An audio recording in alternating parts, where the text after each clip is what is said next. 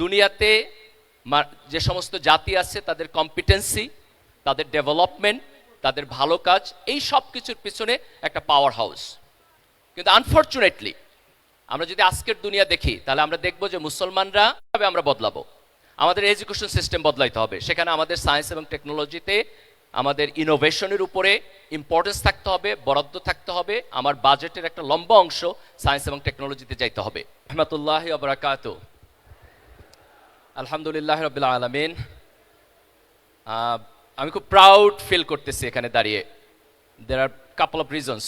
প্রথম কারণ হচ্ছে যে আজকের এই অসাধারণ আয়োজন যে ছাত্র সংগঠন করছে, ছাত্র শিবির। আমার সৌভাগ্য হয়েছে আমার ছাত্র জীবনে এই ছাত্র সংগঠনের পার্ট হওয়ার। আমি really feel proud.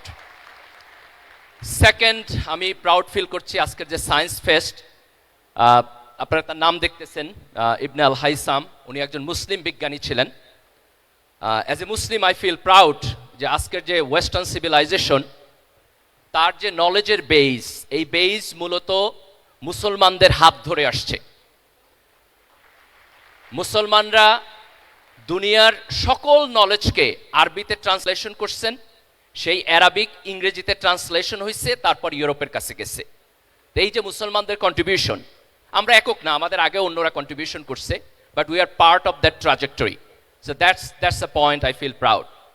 And third, the most important and final, যে আজকে তোমরা যারা এখানে আসছো, ইয়াং মাইন্ড, ইয়াং সায়েন্টিস্ট, যাদের চোখে আমি স্বপ্ন দেখি, যারা বাংলাদেশকে, যারা মুসলিম উম্মাকে আগামী দিনে নেতৃত্ব দেবে ইনশাআল্লাহ। আজকে আমরা যে মডার্ন ওয়ার্ল্ডে বসবাস করছি, এখানে সায়েন্স এবং টেকনোলজি এক্সট্রাঅর্ডিনারি ভূমিকা পালন করতেছে। আমরা যদি হিস্টোরিক্যালি দেখি, 1800 সালের একেবারে শেষের দিকে খুব খুব ব্রেক থ্রু একটা ইনভেনশন হয়েছে। Double million offer, Walton fridge কিনে পেতে পারেন 20 লক্ষ টাকা, রয়েছে কোটি কোটি টাকার নিশ্চিত উপহার। যে মানুষ সর্বপ্রথম কিভাবে ভ্যাকসিন আবিষ্কার করতে হয় সেটা শিখেছে। স্মল পক্সের ভ্যাকসিন 1796 দিকে একজন ব্রিটিশ ভদ্রলোক আবিষ্কার করেছেন। এটা খুব সারপ্রাইজিং, আজকের দুনিয়াতে কোথাও স্মল পক্স নাই। কিন্তু if you go 17th century Europe, প্রতি বছর প্রায় 400,000 পিপল স্মল পক্সে মারা যেত। ব্রিটিশরা যখন আমেরিকাতে কলোনি করছে, আমেরিকার যারা নেটিভ লোক ছিল তাদের ওইখানে স্মল পক্স ছিল না।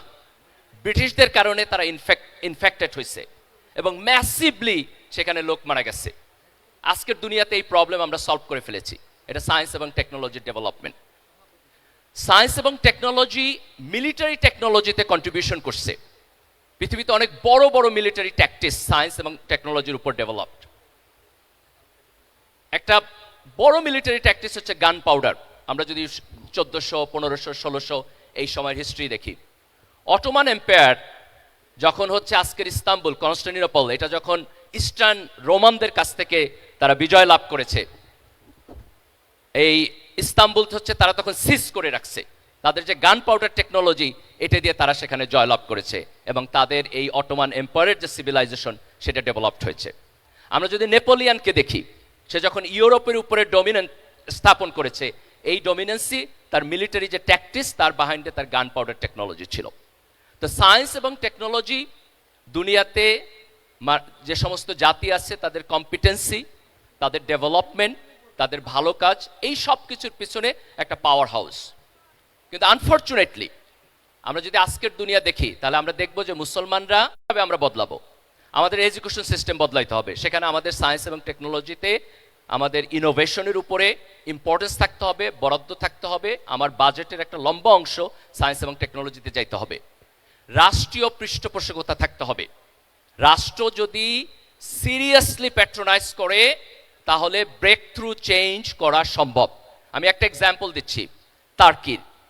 2000 সালে তার্কির যে মিলিটারি ইন্ডাস্ট্রি, তার 80% তারা ইম্পোর্ট করত হবে। সেটি ইউরোপিয়ান সিভিলাইজেশনের চাইতে বেটার হবে ইনশাআল্লাহ।